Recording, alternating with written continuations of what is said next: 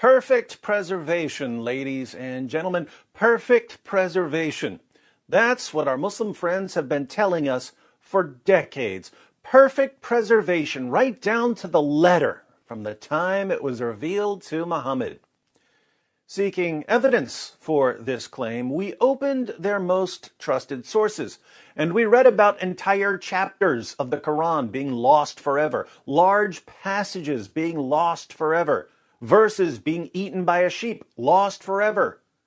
How did our Muslim friends respond when we showed them that their own sources repeatedly declare that the Quran was changed over and over and over?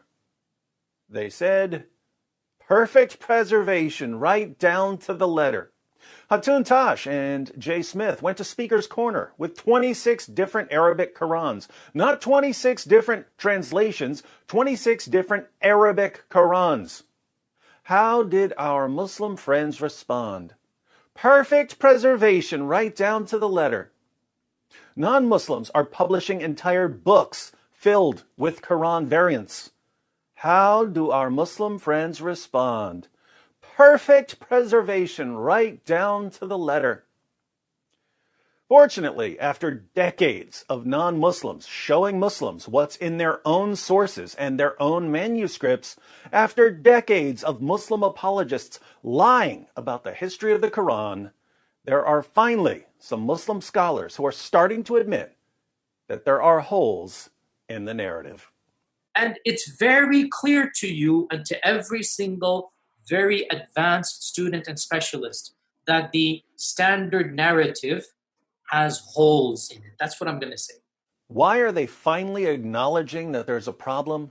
Because the evidence is piling up too fast. And Muslim scholars are realizing that the longer they deny reality, the more shame and embarrassment they'll face later.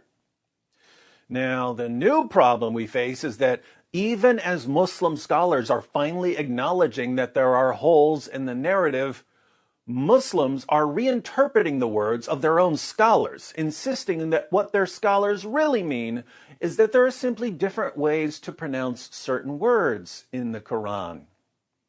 This is sheer nonsense. Sheikh Yasser Qadhi would not be in full panic mode over some pronunciation differences.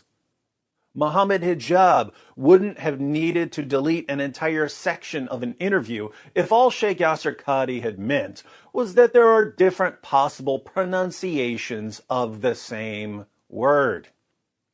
But let's focus on Dr. Shabir Ali, who has recently admitted that there are different Qurans in different parts of the world. Today, most Muslims read the Quran in a text that is referred to as the Egyptian edition of 1924. That's how scholars refer to it. Most Muslims may not have realized that this is the designation for that manuscript, for that text. To Muslims in general, this is just simply the Quran. But this is not the only text of the Quran that is read throughout the world. He's also admitted that there are differences in Quran manuscripts. So there was this period in which Muslims had the opportunity to teach others the Quran without insisting on the precise words. Recently, a manuscript has been discovered from Sana'a in Yemen, and it's referred to as the Sana'a manuscript. That manuscript has two layers of Quranic writing. The lower layer has been scraped off, and the upper layer has the Quranic text written over. Now, the upper layer text quite closely corresponds to what Muslims are reading in the world today as the text of the Quran. The lower text that has been scraped off has some variation from what Muslims are reading in today's text. What's disturbing is that even when someone like Dr. Shabir Ali admits that there are different Arabic Qurans, and even when he admits that there are differences in the manuscripts, the Muslims in the comments section are still claiming that all Shabir really means is that there are different pronunciations of the same Arabic words. That's all he means. No, that's not what he means, my Muslim friends. feel free to contact him and ask him. Send a message to Dr. Shabir Ali and ask, Shabir, when you say that there are differences in the manuscripts, do you only mean that there are different pronunciations of the same Arabic words? Shabir is going to give you an education, because Shabir knows what non-Muslim scholars are finding when they go through manuscripts of the Quran. They're finding missing words, added words, changed words, words moved around, words written over, words erased. It's a giant mess. As an example, yesterday, Dr. Dan Brubaker, a textual critic of Quran manuscripts, posted a video where he shows a single page of a Quran manuscript. He shows that there are no less than 11 textual variants and corrections on that one page. And these aren't simply different pronunciations of the same Arabic word. Let me give you one example of what he means from the video.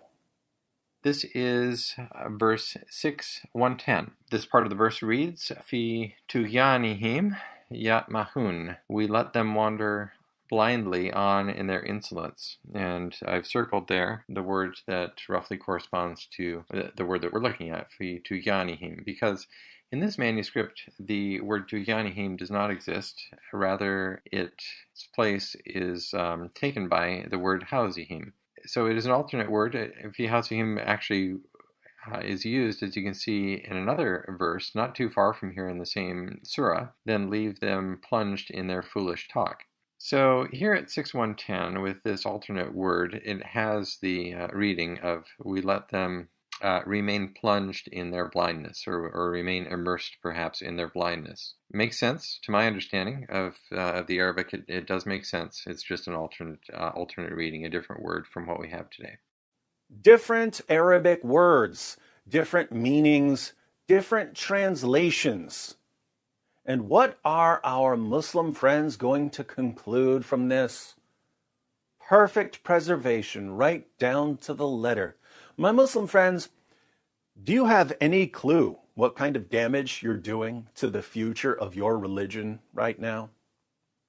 Once this lie has been exposed, possibly the biggest lie in history, the supposed perfect preservation of a book that was repeatedly changed and corrupted. Once this lie has been exposed, we are never going to believe anything you tell us about your religion ever again. When you lie to our faces about what we can see with our own eyes, you destroy your own credibility. When your own sources say that entire chapters of the Quran were lost, and that large passages were lost, and that countless verses were lost, and you say, perfect preservation right down to the letter, it becomes impossible to believe you. When you say that there are no textual variants in the entire history of the Quran, while textual critics who go through the manuscripts say that they've found tens of thousands of textual variants, there's simply no way to take you seriously ever again. This is so fun to watch. I encourage everyone to click on Dr. Brubaker's new video so that he can take you through 11 variants and corrections on a single page of a manuscript of a book that's been supernaturally protected by the great God Allah.